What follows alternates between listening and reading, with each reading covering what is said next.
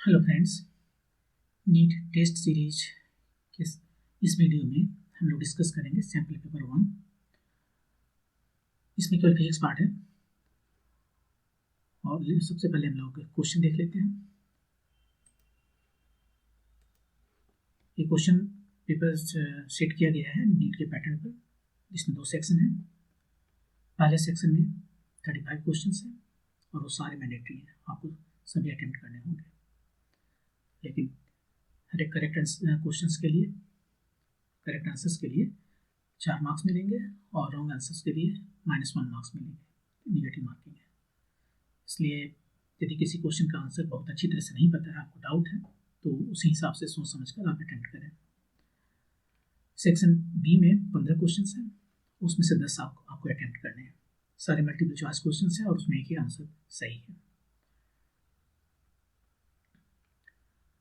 इसमें हमने जो क्वेश्चन सेट किया है वो उसी हिसाब से किया है जिस हिसाब से नीट में दिया जाता है। जिस टॉपिक से जितने क्वेश्चंस यूजुअली आते हैं उतने ही क्वेश्चंस हमने इसमें सेट किया है। थोड़ा बहुत फर्क हो सकता है, लेकिन मोर और लेस इसी तरह से क्वेश्चंस नीट में आते हैं। तो ये रहा 50 क्वेश्चंस और इन सबको हम अभी सॉल्व करेंगे। तो वापस चलते हैं इसको सॉल्व करने के लिए। तो ये रहा पहला क्वेश्चन। पहला क्वेश्चन मेजरमेंट से है। मेजरमेंट से ये क्वेश्चन हर साल रहता है। मेजरमेंट से 3 क्वेश्चन हो सकते हैं, एक वर्नियर कैलिपर या स्केल से, दूसरा स्क्रू गेज से और तीसरा एरर प्रोपगेशन से। इस सैंपल में वर्नियर कैलिपर से क्वेश्चन है। यहाँ पर क्वेश्चन ऐसे है कि the main scale of a vernier caliper has n division per centimetre. सबसे पहले मेन स्केल यहाँ देखते हैं, ये मेन स्केल की बात कर रहा है, और दूसरा है वर्नियर स्केल जो सप्लीमेंट्री स्केल है। ये मेन स्केल जो है सो यहाँ लिखा हुआ है कि n डिवीजन है 1 सेंटीमीटर में। n main scale division 1 centimetre में। तो एक मेन स्केल डिवीजन का वैल्यू कितना हो गया सेंटीमीटर में? 1/n centimetre. तो मेन स्केल जो डिवीजन है एक, उसका वैल्यू 1/n सेंटीमीटर। इसी तरह से हमें पता करना होगा कि 1 वर्नियर स्केल डिवीजन का वैल्यू कितना है। यहाँ दिया हुआ आगे n division of vernier scale, n division of vernier scale ये है equal to n-1 division of main scale, n-1 main scale division. तो एक वर्नियर स्केल डिवीजन जो है वो हो गया n-1/n मेन स्केल डिवीजन।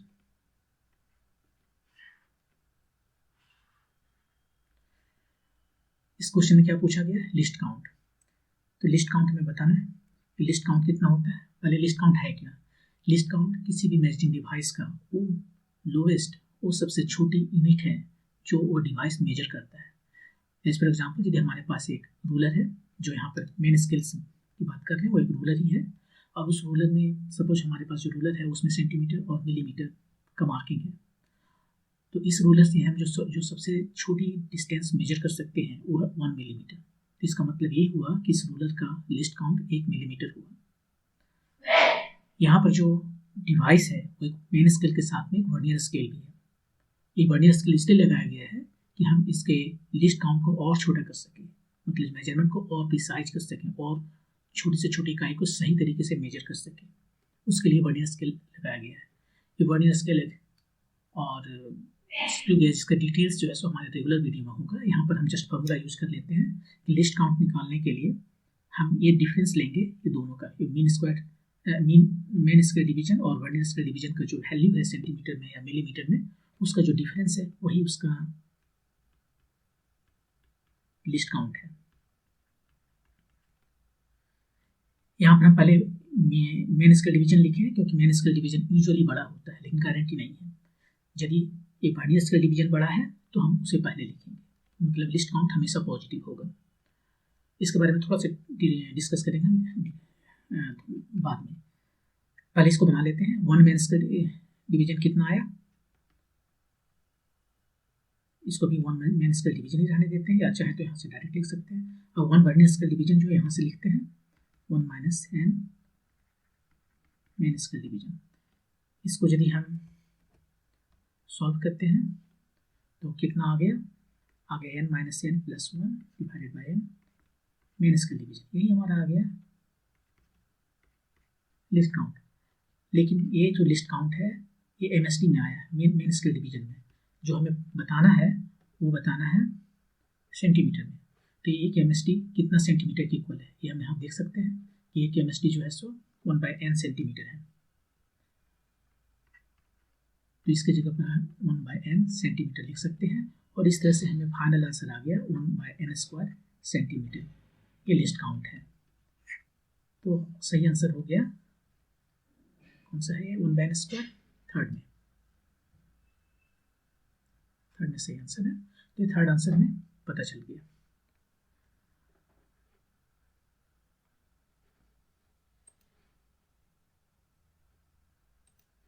इस क्वेश्चन में ये बताया गया कि एक n vernier scale division n-1 main scale division के बराबर है, लेकिन ऐसा हमेशा होगा और जरूरी नहीं है। एक जनरल नंबर यहाँ लेते हैं कि n वर्नियर स्केल डिवीजन जो है सो मान लेते हैं m मेन स्केल डिवीजन के बराबर है। और तब हम यदि लिस्ट काउंट इसका निकालते हैं तो कितना आ जाएगा, ये आ जाएगा वैसे ही 1 main scale division -1 vernier scale division, और इसको सबका वैल्यू रख देते हैं 1 - 1 वर्नियर स्केल कितना हो गया m/n मेन स्केल डिवीजन, मतलब n-m/n। ये रहा हमारा, ये बन गया एक फॉर्मूला। लिस्ट काउंट जो है उसका फॉर्मूला बन गया।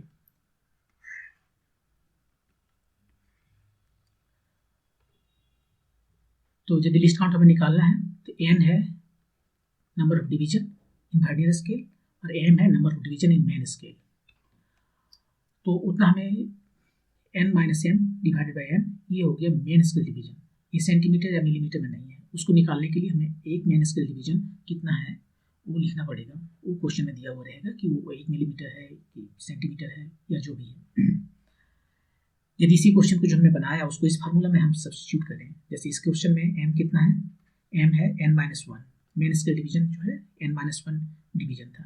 तो ये लिस्ट काउंट यहाँ से कितना आ जाएगा n- जस्ट सब्स्टिट्यूट किए और हमें मिल गया MSD 1/n MSD।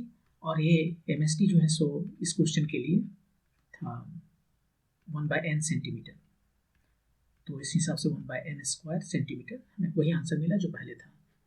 यहाँ देख लेते हैं पर फिर एक मेन स्केल डिवीजन जो है 1/n सेंटीमीटर है।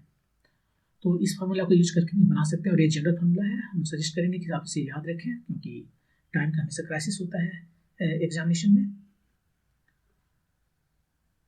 तो ये है लिस्ट काउंट के लिए।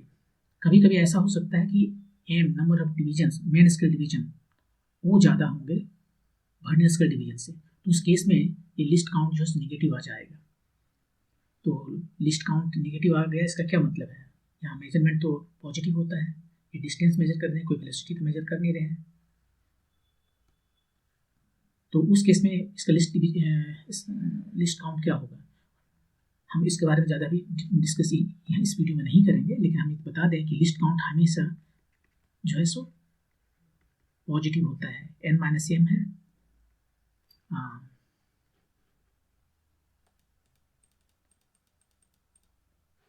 ये लिस्ट काउंट उस केस में यदि मेन स्केल डिवीजन बड़ा है तो यहाँ पर m-n/n मेन स्केल डिवीजन होगा। आप जस्ट पॉजिटिव वैल्यू ले लीजिए, कोई फर्क नहीं पड़ता।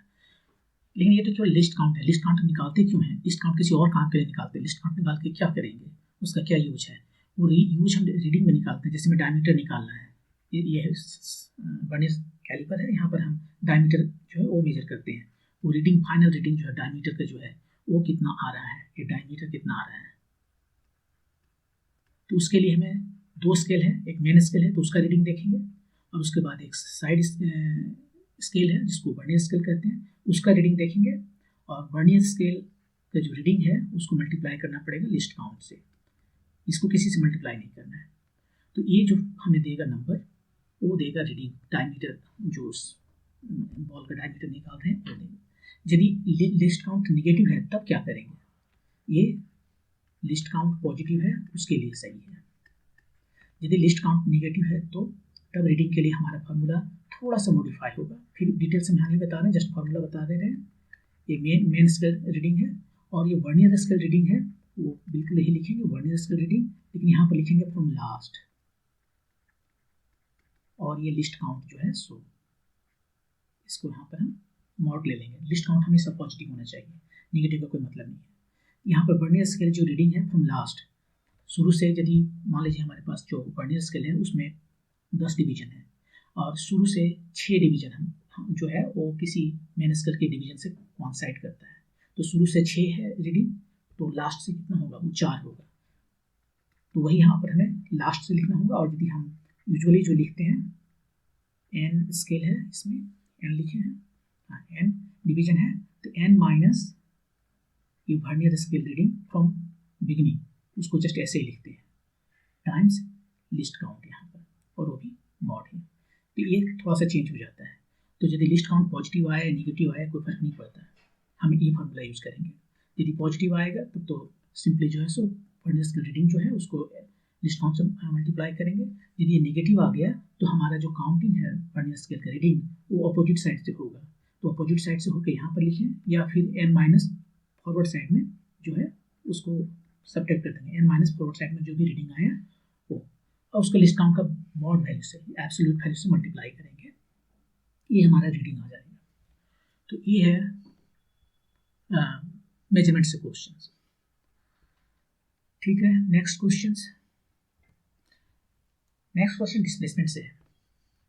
डिस्प्लेसमेंट से है, यहाँ क्वेश्चन एक बार देख लेते हैं। The displacement x of a particle varies with time t as x equal to एक एक्सपोनेंशियल है जो डिक्रीजिंग एक्सपोनेंशियल है, एक्सपोनेंशियल माइनस अल्फा है। यहाँ पे a अल्फा बी और बीटा ये सारे पॉजिटिव हैं। इसका मतलब फर्स्ट टर्म जो है वो डिक्रीजिंग है और सेकेंड टर्म जो है वो इंक्रीजिंग है।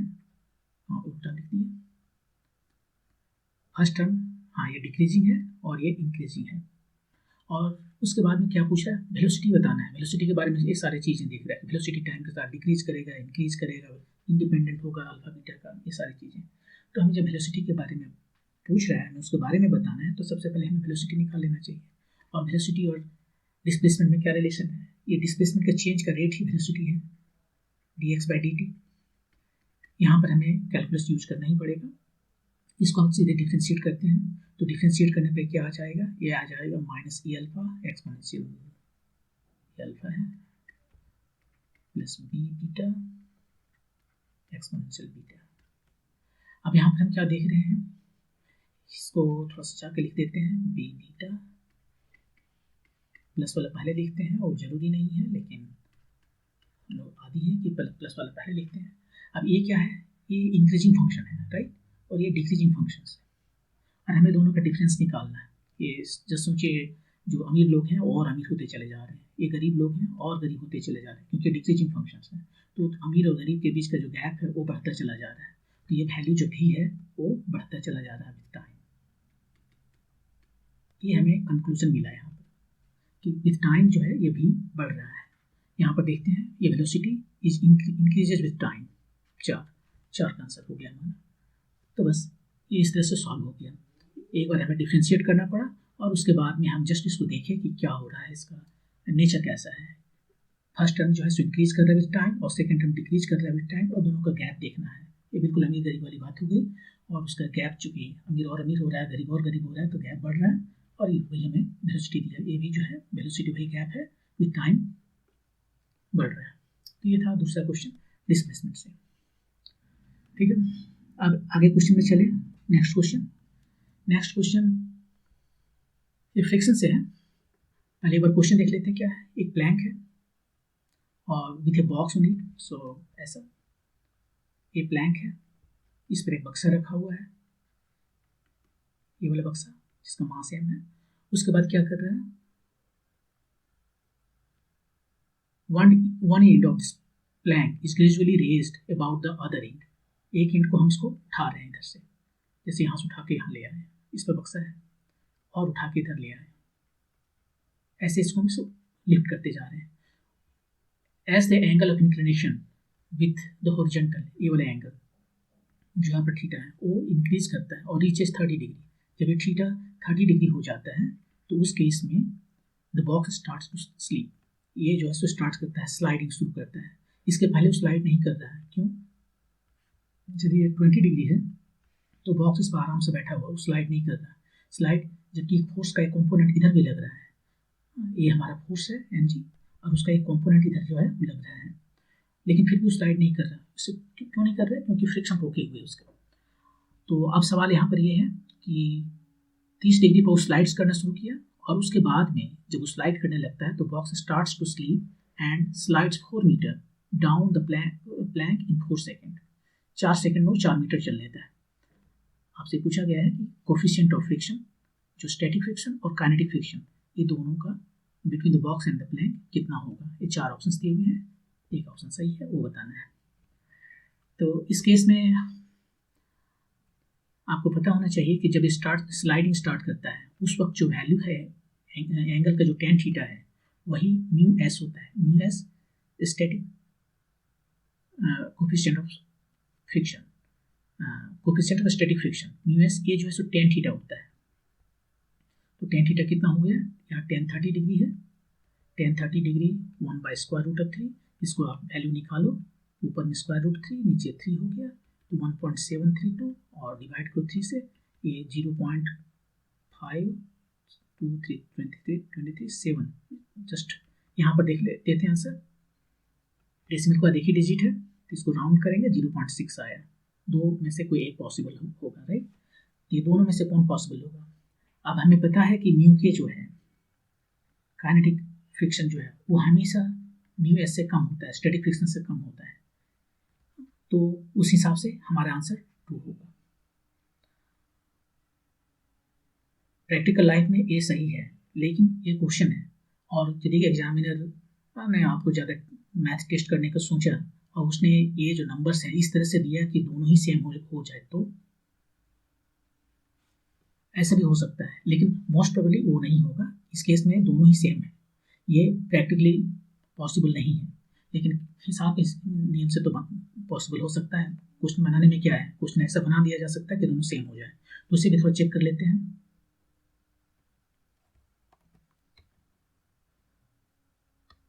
पहले ये बता दें कि ये फॉर्मूला आता कहाँ से है।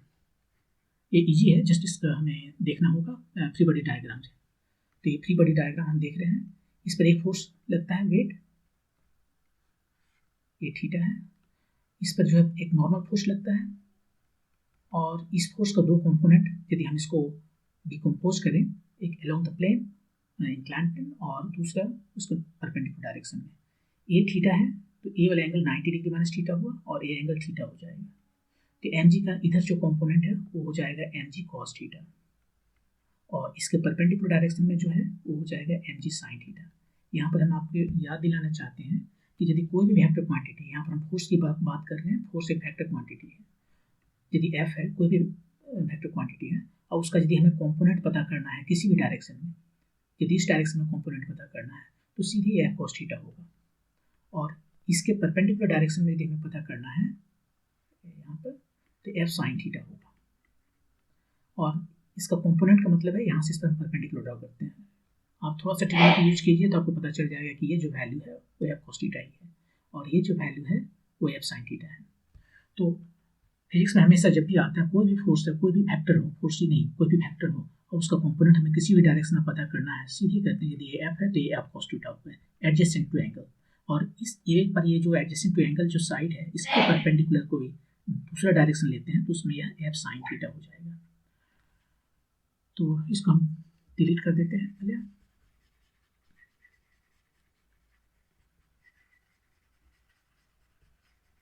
ठीक है, अब हम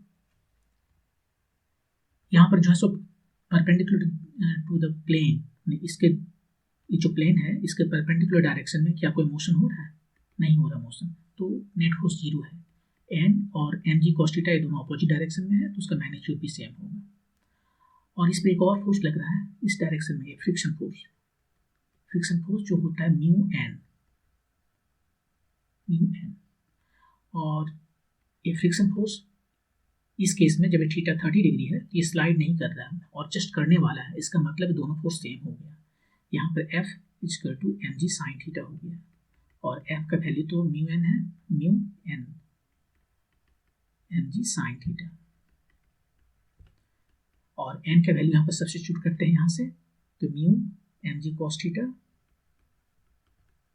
to m g sine theta.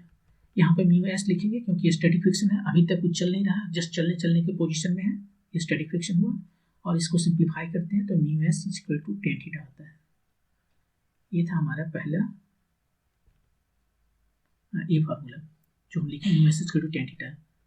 और दूसरा जो है काइनेटिक फ्रिक्शन पता करना है, तो उसके लिए हमें क्या करना है कि फिर यहाँ से देखते हैं, हम फ्री बॉडी डायग्राम इसका फिर बनाते हैं। ये रहा, ये फ्री बॉडी डायग्राम इसका बना रहे हैं, ये फोर्स है इधर, ये एन है, इधर एम जी कॉस थीटा, नहीं इधर एम जी साइन थीटा, और इधर एम जी कॉस थीटा है, इसको फिर से वहाँ पर बना दिए, और इधर एफ है। अब जब काइनेटिक के लिए ये एफ चेंज हो जाएगा, अब म्यू के एन लगेगा, और तब इस डायरेक्शन में कोई एक्सलेशन है इसका, तो एक्सलेशन कितना हो जाएगा, जस्ट इसका इक्वेशन ऑफ मोशन लिखेंगे। इस डायरेक्शन में एक फोर्स लग रहा है एम जी साइन थीटा, इसका ऑपोजिट डायरेक्शन में एक फोर्स है म्यू के एन, और तब ये इधर कोई एक्सलेशन से चल रहा है एम ए, इसको फिर रहने देते हैं, एन का वैल्यू रखते हैं m g sine theta, mu k N का वैल्यू है m g cos theta, m a, m सबका चला गया, एक्सलेशन हमें पता हो गया, g sine theta minus mu k cos theta, और साइन थीटा भी हमें पता है। अब जब ये स्लाइड कर रहा है तो तब स्लाइड कर रहा है जब ये थीटा 30 डिग्री है, 30 डिग्री के पहले तो स्लाइड कर ही नहीं सकता, और 30 डिग्री के बाद तो हमेशा स्लाइड करेगा, लेकिन क्वेश्चन में बोला है कि 30 डिग्री किया और स्लाइड करने लगा, तो स्टैटिक और काइनेटिक फ्रिक्शन का जो कोफिशिएंट है उसको बताना है। जी का वैल्यू हम 10 ले लेते हैं, sine theta sine 30 degree minus mu k हमें नहीं पता, इसको पता करना है, cos 30 degree, 10 sine 30 half minus mu k नहीं पता, कॉस 30 √3/2, तो यहाँ पर आ गया, हमें हाफ कॉमन कर लिया, 10 माइनस म्यू के स्क्वायर रूट 3, ये एक्सलेशन का एक हमें एक्सप्रेशन मिल गया। ठीक है, अब क्वेश्चन में एक्सलेशन के बारे में बताया गया है कि कुछ डिस्टेंस कुछ टाइम में चलता है। यहाँ देखते हैं, यहाँ पर कह रहा है कि प्लैंक पर जो है सो 4 सेकंड में 4 मीटर चलता है, और स्टार्ट करता है 0 स्पीड से, स्टार्ट किया मतलब 0 स्पीड से, तो यहाँ से एक एक्सलेशन आ जाएगा,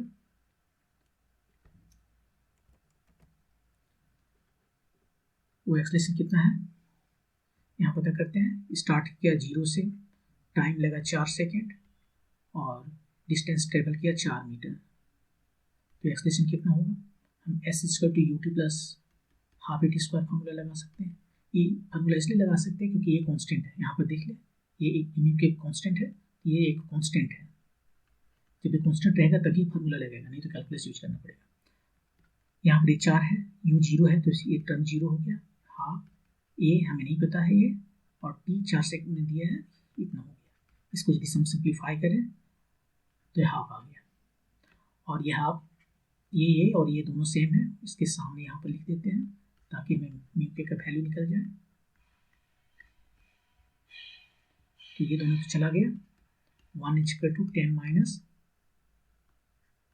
म्यू के स्क्वायर रूट 3, यहाँ से म्यू के का वैल्यू आया 9/√3, तो इसको रेशनलाइज कर लेते हैं डिनोमिनेटर को, तो ईजी हो जाएगा, और यहाँ पर आ गया 3√3, ये उल्टा है,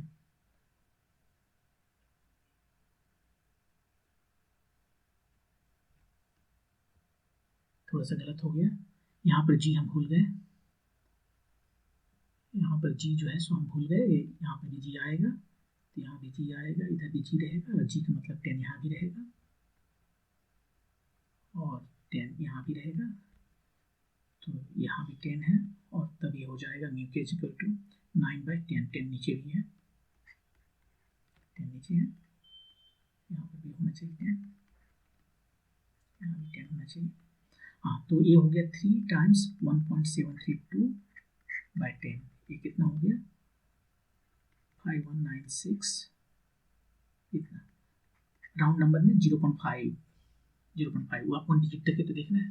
तो यहाँ पर हम देख लिए कि म्यू एस जो है 0.6 आया था और म्यू के 0.5 आया था, मतलब एग्जामिनर ने ट्रिक नहीं किया, जो रियल लाइफ है वही दिया। यूजुअली यही होना चाहिए, और इस पर यदि आप यकीन करें तो इतना लंबा कैलकुलेशन करने की जरूरत नहीं था, जैसे ही म्यू एस पता चलता है tan थीटा से आप इसको लिख सकते थे।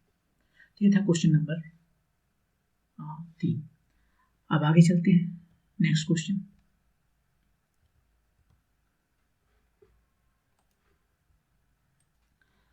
ओके, सो नेक्स्ट क्वेश्चन ये है कि ए particle is released from height s। सो पहले डायग्राम बना लेते हैं। ये जमीन है और यहाँ से ये हाइट है s, यहाँ से कोई पार्टिकल रिलीज किया गया, at a certain height its kinetic energy मान लेते हैं इस हाइट पर। यहाँ पर आने के बाद में बॉल, ये दूसरा हाइट है कुछ सर्टेन हाइट, यहाँ से इसका जो काइनेटिक एनर्जी है वो kinetic energy is 3 times potential energy. इस यूज से पोटेंशियल एनर्जी डिनोट करते हैं। हाइट h बताना है और speed of the particle at that instant, यहाँ पर इसका जो स्पीड बताना है। काइनेटिक एनर्जी यदि हमें पता चल गया तो स्पीड भी पता चल जाएगा। ये दो चीज़ें बताना है, h और ये। तो इसको हम ए पॉइंट कहें, इसको बी पॉइंट कहें। यदि हम कंजर्वेशन लॉ ऑफ एनर्जी लगाएं तो उस हिसाब से ए और बी पर इसका टोटल एनर्जी सेम होगा। यहाँ दो तरह की एनर्जी है, काइनेटिक एनर्जी और पोटेंशियल एनर्जी ए पर, और वही काइनेटिक और पोटेंशियल बी पर, ये यू है। काइनेटिक एनर्जी यहाँ ए पर क्या है, स्टार्ट हुआ है, गिरना शुरू हुआ है, तो उसका स्पीड 0 है, तो काइनेटिक एनर्जी 0 हो गया। और पोटेंशियल एनर्जी होता है mgh, और h यहाँ पर s है, तो mgs। काइनेटिक एनर्जी यहाँ पर कितना है, 3u दिया है, हम उसी को लिख लेते हैं 3u, और पोटेंशियल एनर्जी यहाँ पर जस्ट 1u लिखते हैं, और ये दोनों हो गया मिला के 4u, और ये u है mgh। यहाँ b पर जो है सो h है, ये जो है u मतलब ub है। तो इस तरह से हमें यहाँ पर तुरंत h पता चल गया, ये mg फैक्टर आउट हो गया, और h इक्वल टू s/4। हमारे पास 3 ऑप्शंस हैं जिसमें h का वैल्यू s/4 है, 1, 2 और 3। अब पहला ऑप्शन में देखेंगे कि डायमेंशनली करेक्ट नहीं है, ये जीएस का डायमेंशन वेलोसिटी स्क्वायर है। आप याद कीजिए, एस के वेलोसिटी या सैटेलाइट जिस स्पीड से मूव करता है वो ऑर्बिटल वेलोसिटी, ये orbital velocity square root of g r होता है। ये जी है और ये आर है, ये वेलोसिटी है। या एस के वेलोसिटी 2gr, जिस स्पीड से आप किसी ऑब्जेक्ट को छोड़ दें तो धरती पर कभी वापस नहीं आएगा, एस का वेलोसिटी ये स्क्वायर रूट 2gr होता है। तो इस हिसाब से ये तो वैसे ही गलत है, लेकिन तब भी मेरे पास 2 ऑप्शंस हैं, 2 और 4। अब दोनों में से कौन होगा देखने के लिए कैलकुलेशन करना पड़ेगा। इसमें और कोई ट्रिक नहीं है पता करने के लिए कि ये दोनों में से कौन होगा। तो निकालना क्या है, स्पीड निकालना है कि हमें पता है तो स्पीड निकल जाएगा। स्पीड एट बी यही निकालना है। काइनेटिक एनर्जी हमें कितना है, 3u दिया है, और u कितना है mgh, और h कितना है s/4, 3mg s/4। और ये काइनेटिक एनर्जी कितना होता है, हाफ mv²। एकदम इजी है, तुरंत बन गया। अब m तो चला गया, और वेलोसिटी स्क्वायर कितना आ गया, ये 2 दूनी 4, तो 3gs/2 ये वेलोसिटी हुआ, और वेलोसिटी स्क्वायर है तो हम स्क्वायर रूट उधर ले जाएंगे, 3gs/2। ये किस में है, ये 4th में है, तो 4th हमारा आंसर है। तो सबसे पहले इसमें क्या किए, इसमें एनर्जी कंजर्वेशन लॉ लगा है ए और बी के बीच में, और ये जो रिलेशन दिया हुआ है कि काइनेटिक एनर्जी 3 टाइम्स से पोटेंशियल एनर्जी का, उसको यूज करके तुरंत एच निकल आया एस के टर्म में। और फिर वेलोसिटी पूछा तो काइनेटिक एनर्जी में पता है ये 3 टाइम्स यू है, और यू यहाँ पर mg s/4 है, उसको लिखे तो काइनेटिक एनर्जी यहाँ पे v² से भी में पता चल गया, वो हमारा आंसर 4 हो गया। तो ये काफ़ी ईजी था। Next question, moment of force है निकालना। मोमेंट क्या होता है? किसी भी वेक्टर क्वांटिटी का जो मोमेंट है वो होता है r cross f. R cross कोई भी चीज़, जैसे यहाँ पर मोमेंट ऑफ फोर्स है तो फोर्स लिख रहे हैं। यदि मोमेंट ऑफ मोमेंटम होता तो आर क्रॉस पी लिखते। इसको कहेंगे एंगुलर मोमेंटम, और इसको कहते हैं, एक नाम है टॉर्क। तो यहाँ पर टॉर्क पूछ रहा है क्योंकि मोमेंट ऑफ फोर्स की बात कर रहा है। और आर, आर कितना है?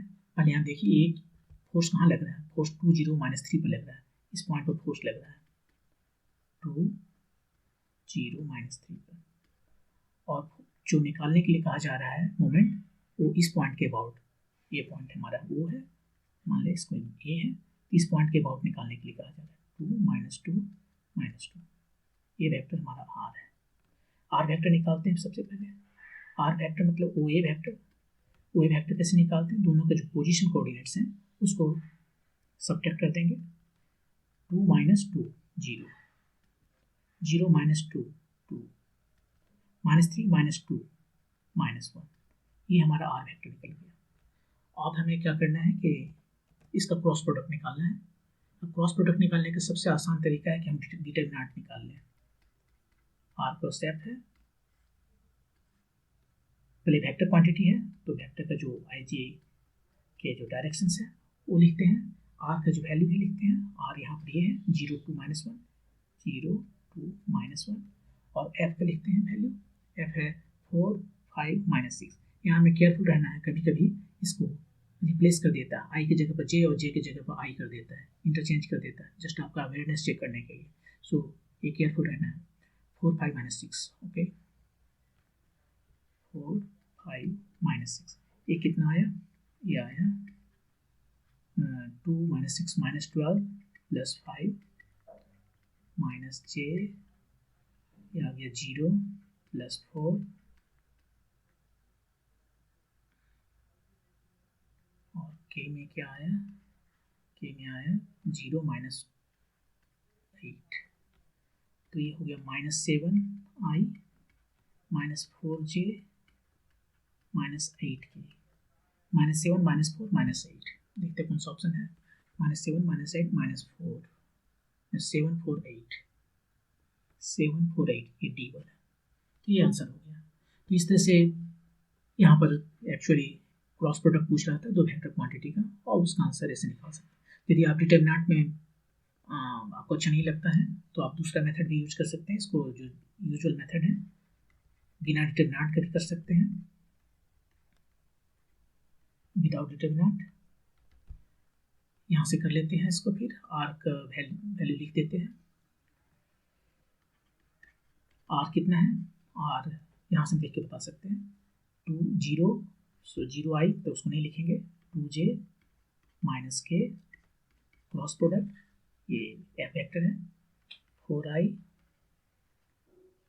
+5j -6k।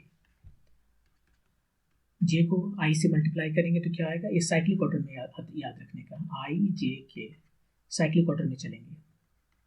आई क्रॉस जे के, जे क्रॉस के आई, के क्रॉस आई जे, और यदि उल्टा डायरेक्शन में चले तो एक माइनस साइन आ जाएगा। जे क्रॉस आई उल्टा साइड डायरेक्शन में चल रहे हैं तो के होगा लेकिन विथ माइनस साइन, -8k। ये 4 है ना। जे क्रॉस जे वो तो 0 हो गया, जे क्रॉस यहाँ पे प्लस माइनस, सो माइनस हो गया। जे क्रॉस के, जे क्रॉस के आई, जे क्रॉस के आई 12i। ये फर्स्ट का हो गया। अब सेकंड का देखते हैं। माइनस प्लस माइनस, और के क्रॉस आई, के क्रॉस आई, के क्रॉस आई जे, तो 4j, के क्रॉस जे, ये हो गया अपोजिट डायरेक्शन में, के क्रॉस जे अपोजिट डायरेक्शन में, तो ये हो गया माइनस माइनस प्लस 5k, और के का जो प्रोडक्ट है वो तो 0 हो गई। तो यहाँ से देख लेते हैं, पहले आई वाला लिखते हैं।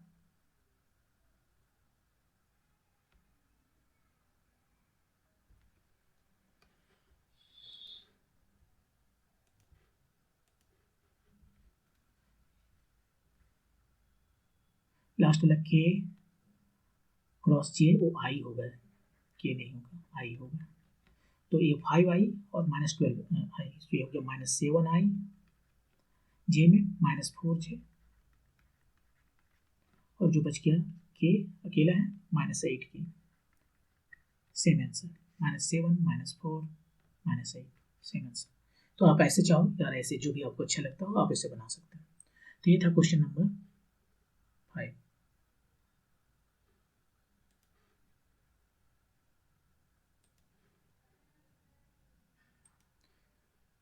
नेक्स्ट क्वेश्चन है,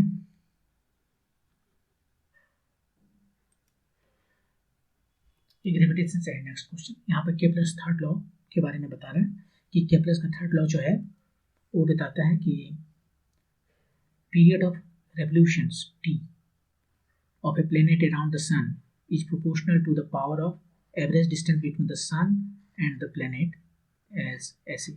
सो ये पीरियड ऑफ ऑसिलेशंस है, वो कोई कांस्टेंट टाइम्स r³ के बराबर होता है। k कोई कांस्टेंट है। If the masses of the sun and planet are capital M and small m respectively, then as per Newton's law of gravitation force of attraction between them becomes ये Newton's law है, gravitation law है।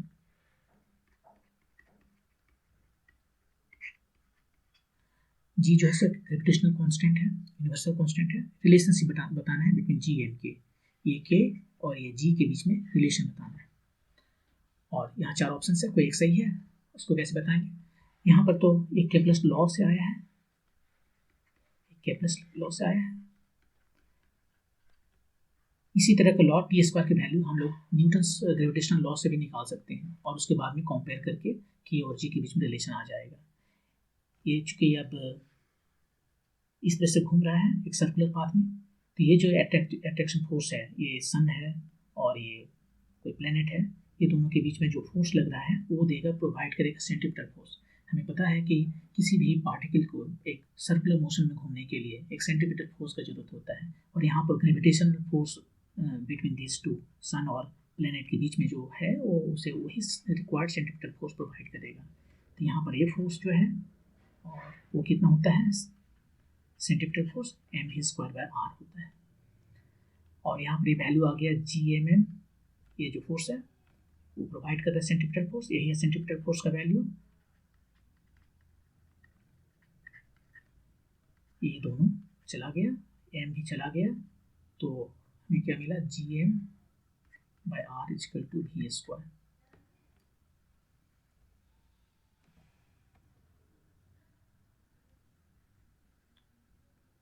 तो यहाँ से हमें v = gm/r मिला।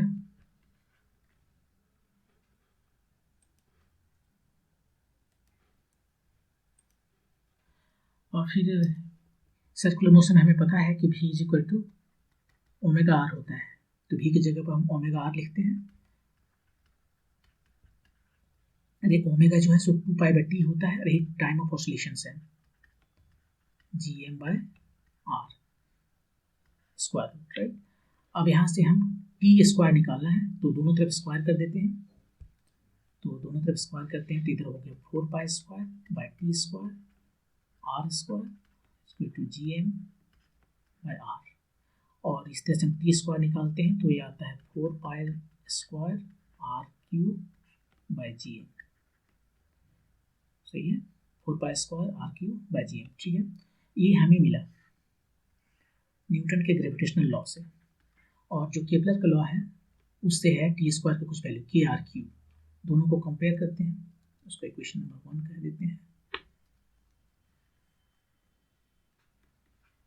ये दोनों को कंपेयर करते हैं, जो रिलेशन बोल रहा है दो कांस्टेंट के बीच में वो आ जाएगा 1 and 2। वहाँ पर था kr³, ये है t², और यहाँ पर है 4π² r³/gm। r³ चला गया, अब हमें बचा gm/k = 4k²। यही रिलेशन है g और k के बीच में, gm/k = 4, ये पाई है 4π²। देखते कौन सा ऑप्शन में है, gm/k = 4π², तो ऑप्शन नंबर 2 ये सही है। तो ये इस तरह से बन गया।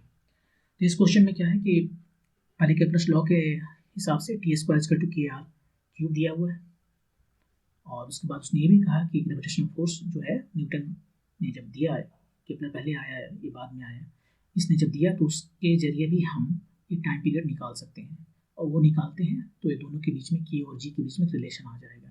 यहाँ पर हमने बहुत सिंपली निकाल लिया कि ये जो ग्रेविटेशनल फोर्स है वो प्रोवाइड करता है required centrifugal force for motion in circular path, और इसको सिंप्लीफाई करने पर हमें टी स्क्वायर मिल गया जो इस तरह से है। हमारे पास दो टी स्क्वायर है, उसको कंपेयर करें तो दोनों के बीच में जो रिलेशन है वो मिल गया। तो ये था क्वेश्चन केप्लर लॉ पर बेस्ड। नेक्स्ट क्वेश्चन देखते हैं। नेक्स्ट क्वेश्चन थर्मोडायनेमिक्स से है, और इस क्वेश्चन में क्या कह रहा है कि दो आइडेंटिकल बॉडीज हैं are made of material for which the heat capacity increases with temperature. One of these at 100 degrees Celsius while the other one is at 0 degrees Celsius. If the two bodies are brought into contact, then assuming no heat loss, the final common temperature is 50 degree more than 50 degree less than 50 degree or something like that. यहाँ दो identical body है, identical मतलब geometrically identical, और उसके बाद में सब कुछ आइडेंटिकल है, वो सेम मटेरियल का भी बना हुआ है, लेकिन इसका हीट कैपेसिटी वो कांस्टेंट नहीं है, इंक्रीजेज विद टेम्परेचर। जिसका टेम्परेचर ज़्यादा होगा उसका हीट कैपेसिटी ज़्यादा होगा। हीट कैपेसिटी किसे क्या कहते हैं? हीट कैपेसिटी का मतलब है कि 1 डिग्री सेल्सियस से टेम्परेचर रेज करने के लिए जितना हीट उसे चाहिए, या 1 डिग्री सेल्सियस टेम्परेचर लूज करने के बाद के लिए उस जितना हीट रिलीज करेगा उसको उसका हीट कैपेसिटी कहते हैं। और यह हीट कैपेसिटी यहाँ पर डिपेंडेंट है टेम्परेचर के। जो ज़्यादा टेम्परेचर पर होगा उसे 1 डिग्री सेल्सियस रिलीज करने के लिए वो ज़्यादा अमाउंट में हीट रिलीज करेगा, और जो कम टेम्परेचर पर है उसे 1 डिग्री सेल्सियस टेम्परेचर इंक्रीज करने के लिए उतना ज़्यादा हीट नहीं चाहिए जितना दूसरा बॉडी को जो हायर टेम्परेचर पर है उसे चाहिए। तो अब सवाल उठता है, यदि दोनों को हम कॉन्टैक्ट में ले आएँ तो थर्मोडायनेमिक्स के फर्स्ट लॉ के मुताबिक दोनों का टेम्परेचर को सेम होना है, और यह तभी संभव है जब हाई टेम्परेचर से लो टेम्परेचर में हीट फ्लो होगा। तो ये टेम्परेचर क्या होगा? इसके बीच में 50 डिग्री सेल्सियस होगा। यदि दोनों का हीट कैपेसिटी सेम होता फॉर ऑल टेम्परेचर्स, मतलब यदि इसका हीट कैपेसिटी टेम्परेचर पर डिपेंडेंट नहीं होता तब तो श्योरली 50 डिग्री सेल्सियस होता। लेकिन यहाँ पर हीट कैपेसिटी टेम्परेचर पर डिपेंडेंट है। यदि मान लेते हैं इसका टेम्परेचर 100 डिग्री सेल्सियस है, मान क्यों लें, ये है उसने क्वेश्चन में दिया है, और ये 0 डिग्री सेल्सियस है। अब 100 से 50 तक आने के लिए ये जितना हीट रिलीज करेगा उतना हीट तो इसको ज़रूरत ही नहीं है। या ऐसे सोचते हैं 0 से 50 तक आने के लिए इसको जितना हीट रिलीज करना है उतना रिलीज तो ये कहिए 60 तक नहीं कर देगा, क्योंकि ज़्यादा टेम्परेचर में ये हीट रिलीज ज़्यादा करता है। 1 डिग्री सेल्सियस टेम्परेचर डाउन करने के लिए ये ज़्यादा हीट रिलीज करता है। जैसे कि आप यहीं से सोच लीजिए, ये 0 से 1 आने के लिए इसको जितना हीट चाहिए उससे 100 से 99 तक जाने के लिए उससे ज़्यादा रिलीज कर रहा है। तब इसे 50 तक आने की ज़रूरत ही नहीं है, ये 60 तक ही आएगा और उतना सारा हीट रिलीज कर देगा जितना इसको ज़रूरत है 50 तक आने के लिए। तो 50 ही ऑलरेडी आ चुका है और ये भी अब ऑलरेडी 60 पर है, तो फाइनल जो टेम्परेचर है वो 50 से ज़्यादा ही होगा। मतलब ये थीटा जो है फाइनल थीटा वो 50 से ज़्यादा होगा। तो इस तरह से आंसर है मोर देन 50 डिग्री सेल्सियस। तो इस केस में आंसर हो गया more than 50 degree Celsius. Next question,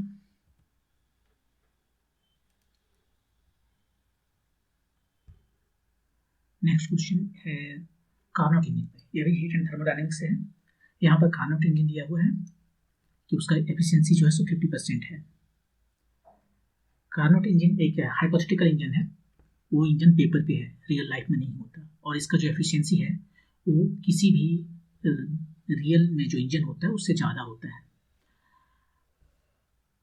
Carnot engine का जो एफिशिएंसी 50% है, और temperature of sink, Carnot engine में दो हीट रिजर्वेयर होते हैं, एक सिंक कहते हैं जो लो टेम्परेचर पर होता है, और एक सोर्स होता है जो हाई टेम्परेचर पर होता है। यहाँ पर सिंक का टेम्परेचर 500 केल्विन दिया हुआ है। If the temperature of the source is kept constant, source का टेम्परेचर चेंज नहीं कर रहा लेकिन सिंक का टेम्परेचर चेंज कर रहा, तो एफिशिएंसी जो है सो रेज हो जाता है 60% पर, 50 to 60। कब? जब सोर्स का टेम्परेचर सेम है लेकिन सिंक का टेम्परेचर 500 से कुछ और चेंज करता है, तब ये हो जाता है 50 to 60। बताना है कि then the required temperature of the sink will be sink का टेम्परेचर क्या हो गया नए कंडीशन में, जब हमारे पास एफिशिएंसी उस कार्नोट इंजन का 60% है। तो एफिशिएंसी जो है उसको ईटा से डिनोट करते हैं। वो एफिशिएंसी कितना होता है 1 माइनस T2/T1 या T2/T1। ये सिंक है और ये सोर्स है। फर्स्ट केस में, केस नंबर 1, एफिशिएंसी कितना है 50%, मतलब 0.5। 1 माइनस T2 सिंक कितना है, सिंक है 500 पर, और सोर्स कितना है, सोर्स हमें नहीं पता है, T1 रखते हैं। तो यहाँ से हमें T1 पता चल जाएगा।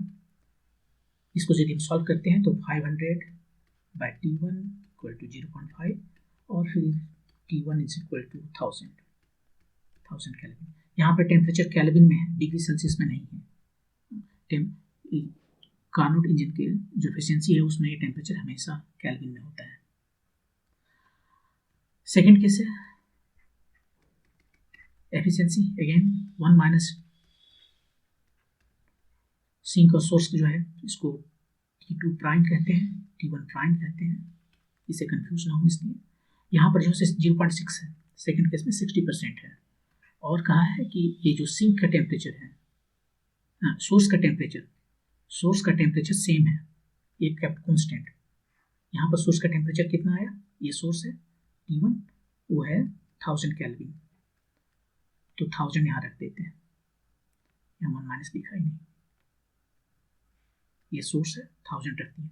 सिंक का टेम्परेचर कितना है वो पूछ रहा है, तो इसको सीधे हम सॉल्व करते हैं, T2 प्राइम बाय 1000, तो ये हो गया 0.4, तो T2 प्राइम कितना आ गया, ये सिंक है सेकंड केस में 400 केल्विन। तो ये काफ़ी आसान था, जस्ट इसको बैठाना है, जो भी स्टेटमेंट है वो कार्नोट इंजन की एफिशिएंसी पर। फर्स्ट केस में 50% है और सिंक का टेम्परेचर 500 दिया है, तो हम सोर्स का टेम्परेचर निकाल लिए, वो 1000 केल्विन हुआ। क्वेश्चन के मुताबिक सोर्स चेंज नहीं कर रहा है, सिंक का टेम्परेचर चेंज करेगा, और सेकेंड केस में ये एफिशिएंसी 60% है, सेकेंड केस में 60% है, ये सोर्स का टेम्परेचर 1000 वही का है जो पुराना केस में था। सिंक, नया जो सिंक का टेम्परेचर है वो कुछ और है और वो आ गया 400 केल्विन, आंसर 400 केल्विन। तो ये था कार्नोट इंजन से क्वेश्चन। नेक्स्ट क्वेश्चन पे आते हैं। नेक्स्ट क्वेश्चन अगेन थर्मोडायनेमिक्स से है। ये क्वेश्चन कह रहा है कि during an adiabatic process the pressure of a gas is found to be proportional to the cube of its temperature. ये प्रेशर है, ये टेम्परेचर के पावर 3 के प्रोपोर्शनल है। एडियाबैटिक प्रोसेस में P और T के बीच में क्या रिलेशन है? एडियाबैटिक प्रोसेस में P और V में A रिलेशन है। आइसोथर्मल में PV= nRT, राइट साइड में ये टेम्परेचर कांस्टेंट है तो PV= कांस्टेंट होता है। एडियाबैटिक प्रोसेस में एक पावर आता है PV to the power gamma, और ये जो गैस इक्वेशन है PV= nRT ये हमेशा वैलिड है। इसको यदि इसमें सब्स्टिट्यूट कर दें तो P और T के बीच में रिलेशन आता है, वो रिलेशन है P to the power gamma -1 by T to the power gamma, ये है कांस्टेंट। इसका मतलब है कि P का पावर गामा -1 कांस्टेंट है T का पावर गामा, तो P का पावर, यदि इस पावर को हम उस साइड ले जाएं तो इसे हम लिख सकते हैं T to the power gamma by gamma -1। कहने का मतलब है कि हम दोनों ही साइड में पावर कर दें 1 बाय गामा -1, तो यहाँ पर पावर जस्ट P हो गया और इधर हो गया A। ये दोनों ही रिलेशन है। ये एडियाबैटिक प्रोसेस के लिए है कि P प्रोपोर्शनल होता है T to the power gamma by gamma -1, और ये गिवन है। वो दोनों से कंपेयर करें तो यहाँ 3 के जगह पर ये नंबर है, 3 के जगह पर नंबर है, और इसको यदि हम सॉल्व करें तो गामा का वैल्यू आता है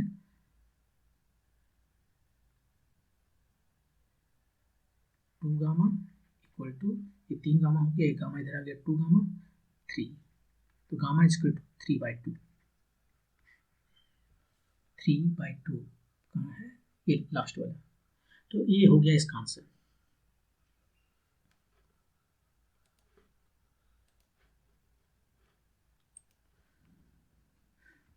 नेक्स्ट क्वेश्चन है सिंपल हार्मोनिक मोशन से। ये कह रहा है कि body is executing simple harmonic motion with frequency n, the frequency of its potential energy is, क्या होगा, तो ये रहा हमारा पोटेंशियल एनर्जी और ये रहा हमारे एक्स का position, x equal to 0। Just दिमाग में रखना है कि एक स्प्रिंग है और एक मास रखा हुआ है और एक फ्रिक्शनलेस सरफेस पे बैठा हुआ है। थोड़ा सा इसको यदि हम डिस्प्लेस कर देंगे तो ये मोशन करने लगेगा, इसका मोशन होगा सिंपल हार्मोनिक मोशन। और एनर्जी कितना होगा, ये जहाँ इसका रेस्ट पोजीशन है ये हम उसको 0 लेते हैं यहाँ पर, वहाँ पर उसका एनर्जी 0 है और दोनों ही एंड में इधर जहाँ एम्पलीट्यूड है वो तो दोनों जो एम्पलीट्यूड है यहाँ पर दिखा रहे हैं, पार्टिकल -a से +a तक जाएगा। यहाँ पर वेलोसिटी बहुत कम होगा, यहाँ वेलोसिटी सबसे ज़्यादा होगा। और पोटेंशियल एनर्जी स्प्रिंग के जैसा समझते हैं, यहाँ पर कोई एक्सटेंशन नहीं है तो ये 0 है और ये दोनों ही एंड में +x, x=+a और x=-a, वो दोनों ही जगह में ये एनर्जी मैक्सिमम होगा। तो ये ग्राफ कुछ ऐसा दिखेगा, ऐसा दिखेगा और ये इसका टोटल एनर्जी होगा ऐसे।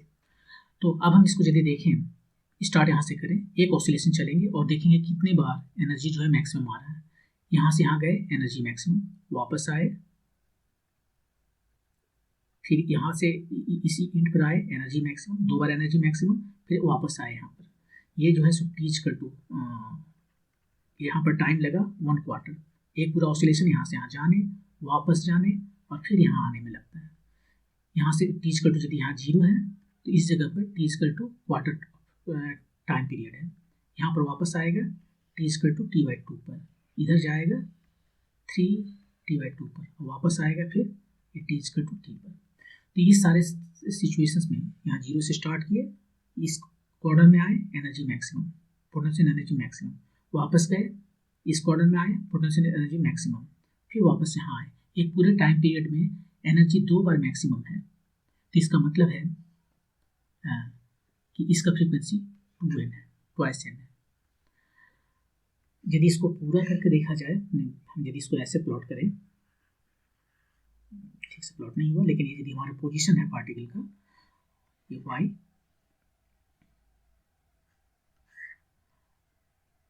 ये है, इसको पोजीशन की जगह पर हम टाइम लिखते हैं, या टाइम लिखना होगा क्योंकि पोजीशन तो हमेशा -a और +a के बीच में होता है। ये हो गया +a और ये हो गया -a। और एनर्जी देखें, यहाँ पर एनर्जी कितना है, 0। हम यहाँ पर पोटेंशियल एनर्जी बना रहे हैं टाइम के रेस्पेक्ट में। जब ये ऊपर गया, यहाँ पर जब ये मैक्सिमम है, x मैक्सिमम है, मतलब जब एक्सट्रीमम पर है, जब हमारा x जो है एम्पलीट्यूड है, तो एनर्जी मैक्सिमम है, एनर्जी मैक्सिमम है यहाँ। और जब यहाँ पर आया तो एनर्जी मिनिमम है 0। फिर ये नीचे जा रहा है, लेफ्ट में जा रहा है, एनर्जी इसका फिर बढ़ रहा है, ये कुछ इस तरह से है, यहाँ पर होगा।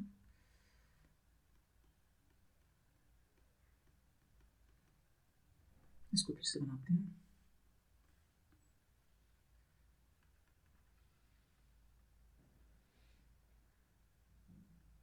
ऐसे, फिर ऐसे, फिर ऐसे।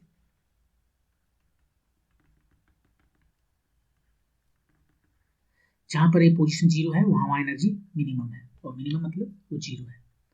और जहाँ जहाँ पर ये एक्सट्रीमम है, ये पॉजिटिव वाला एक्सट्रीमम या नेगेटिव वाला एक्सट्रीमम, ये एनर्जी मैक्सिमम है। अब यहाँ पर देख लेते हैं, ये यहाँ से यहाँ तक जब हम जाते हैं, या फिर यहाँ से यहाँ तक जब हम जाते हैं, तो ये एक टाइम पीरियड है, एक ऑसिलेशन है। उस ऑसिलेशन में यहाँ से यहाँ तक जाने में हमें कितना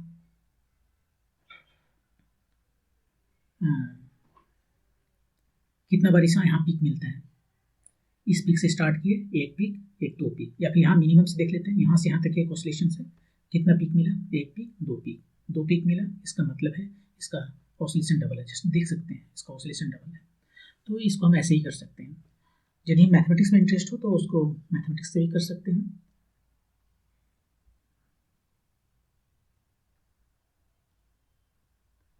एनर्जी होता है हाफ की x²,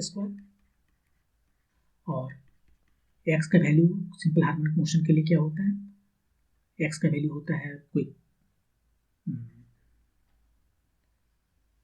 amplitude sin omega t। इसका स्क्वायर कर दिए,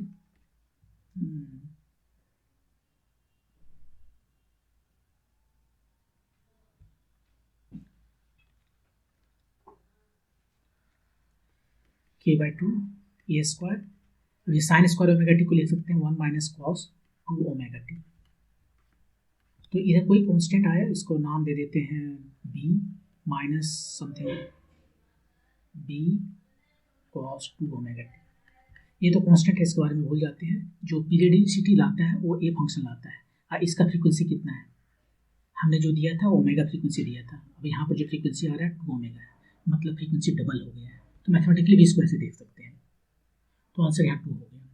तो ये था सिंपल हार्मोनिक मोशन का क्वेश्चन।